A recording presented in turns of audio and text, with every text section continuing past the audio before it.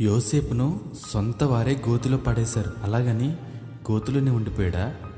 అరణ్యంలోకి ఒంటరిగా పంపేశారు దావీదును.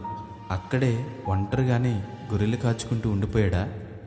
నాకు పిల్లలు లేరు అని ఆశలన్నీ వదిలేసుకున్న అబ్రహాము, శారా అలానే బిడ్డలు లేకుండా ఉండిపోయారా?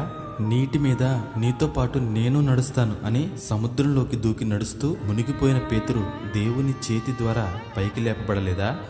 గాయపడి వైద్యుల మధ్య లేవలేని ఒక వ్యక్తి బాగుపరచబడిన తర్వాత వెంటనే లేచి నిలబడతాడా? లేస్తూ పడిపోతాడు. మరలా లేచి నెమ్మదిగా నిలబడడం మొదలు పెడతాడు. నిలబడటం కాదు, పడిపోయినా కానీ ఏదో ఒక రోజు నడుస్తాడు కదా.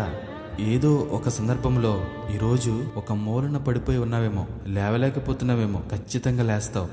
ఒకవేళ మరలా పడిపోతే నిన్ను లేపి నిలబెట్టబోయేవాడు ఈ లోక మనుషుడు కాదు, గొప్ప దేవుడు, బలవంతుడు నా యేసయ్య నిన్ను నిలబెడుతున్నాడు.